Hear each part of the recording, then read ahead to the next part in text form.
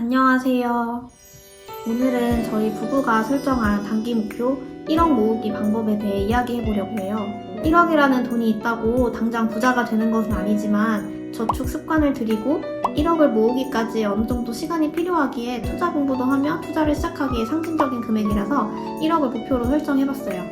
저희 부부는 10년차 장기연애 결혼 커플이어서 결혼 전부터 돈을 합쳐서 관리해왔어요.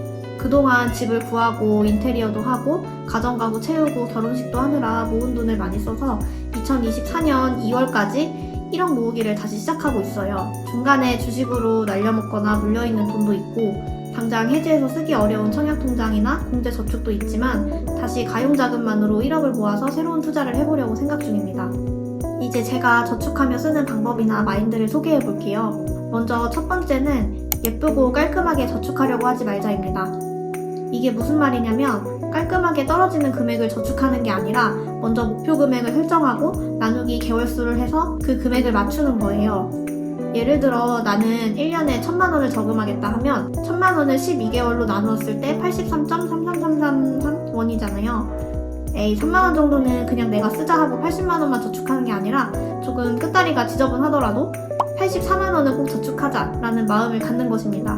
매달 100만원, 200만원으로 저축 금액을 예쁘게 맞추는 것보다는 내가 설정한 목표 금액을 개월수만큼 나눠서 124만원이든 217만원이든 이렇게 저축해보는 거예요. 나중에 내가 200만원씩 2년 모아서 4,800만원을 만드는 것보다 209만원씩 2년 모아서 5천만원을 만드는 게 더 뿌듯함을 느낄 수 있을 거예요.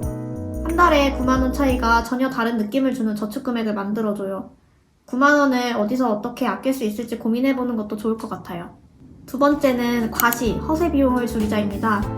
한동안 오마카세, 호캉스, 골프, 명품, 해외여행 등등 돈이 많이 들어가는 취미나 여가 생활이 유행했었잖아요. 물론 이것들이 다 허세고 나쁜 것이라는 얘기는 절대 아니지만 저희같이 저축 목표가 있는 사람에게 너무 큰 지출이 생기는 활동이라 그동안 하지 않아 왔어요. 그렇다고 제가 해외여행에 관심이 없거나 명품을 하나도 안 가지고 있는 것은 아니에요. 저도 그동안 해외여행 다니는 것으로 직장생활에 낙을 찾기도 했고 5, 6년 전에는 남들이 갖고 있는 명품 지갑이나 가방도 갖고 싶어서 사본 적도 있어요. 근데 지금 와서 생각해보니 저에게는 명품 소비가 별로 행복감을 주지 못하더라고요. 특별한 일이 매일 있는 게 아니니까 가방을 멜 일도 잘 없고 지갑도 요즘은 불편해서 간편하게 카드 하나만 들고 나가는 경우도 많고요. 여행 같은 경우도 예전에는 여행지에서 예쁘게 차려입고 찍는 사진, 인증사진 이런 거에 관심이 있었는데 어느 순간 여행 자체를 즐기지 못하고 피곤해지겠다는 생각이 들더라고요. 요즘은 그 여행지에서만 할 수 있는 경험적인 것에 초점을 두는 것으로 만족감을 찾는 것 같아요.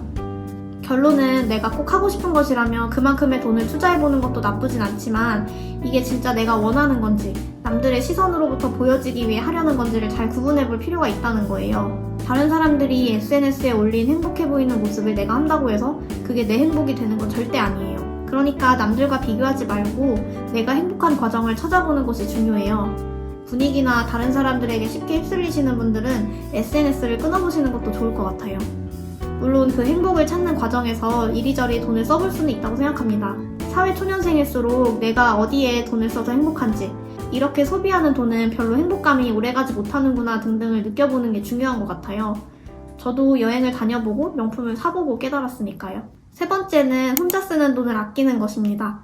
저희가 사회생활을 아예 안 할 수는 없잖아요. 가끔씩 다른 사람들과 함께 쓰게 되는 돈이 있는데 그럴 때는 아끼지 말고 대신 저 혼자 쓰는 돈을 아끼려고 합니다. 예를 들어서 혼자 카페에 가거나 쇼핑을 하는 거요. 예전에는 혼자 머리를 식히거나 책을 읽을 때 또는 공부를 할 때 카페에 가는 것을 좋아했는데 요즘에는 혼자서는 최대한 가지 않으려고 해요. 집에서 카페 같은 공간을 만들어 놓고 일을 합니다. 어떤 물건을 사고 싶다는 소유욕이 들 때 소비 욕구를 줄이는 꿀팁이에요. 일단 그 물건을 샀다 치고 그 물건값만큼의 돈을 다른 통장에 이체를 시켜보세요. 시간이 지나고 정말 그 돈을 지불해서라도 없어선 불편한 물건이라면 사면 되겠지만 그게 아니라면 조금 더 유보시켜보는 거예요. 막상 그만큼의 돈으로 할 수 있는 일이 더 많다는 것을 깨닫게 될 수도 있어요. 마지막은 저에게만 해당할 수도 있는데 저축이나 짠테크를 게임 퀘스트처럼 생각하면서 즐기는 거예요. 저희가 순수 생활비나 용돈을 꽤 줄여서 생활하고 있는데 나름 그 돈을 딱 맞춰서 간당간당하게 한 달을 마무리했을 때 묘한 쾌감이 있어요. 제 성격이 어딘가 이상한 걸 수도 있는데 절약하면서 사는 생활을 서럽게 생각할 게 아니라 게임처럼 한 단계 한 단계 퀘스트를 달성한다고 생각을 전환시켜보세요. 그리고 내가 계획한 대로 최종 한 달이 지났을 때 빵원이 되는 그 순간의 쾌감을 즐겨보세요. 정확하게 내가 소비할 돈을 인지하고 통제하는 데서 오는 만족감인 것 같아요. 이 모든 방법에 선행하는 것이 일단 확실한 목표일 거예요. 1억 모으기가 인생 목표가 되는 건 아니겠지만 구체적이고 단기적인 목표를 설정해두면 그 기간 동안에는 주변에 흔들리지 않고 집중해서 나아갈 수 있는 것 같아요. 지금은 저희도 목표를 향해 가는 과정이니까 함께 동기부여하면서 이루어가면 좋겠어요. 그럼 여기까지 시청해주셔서 감사합니다.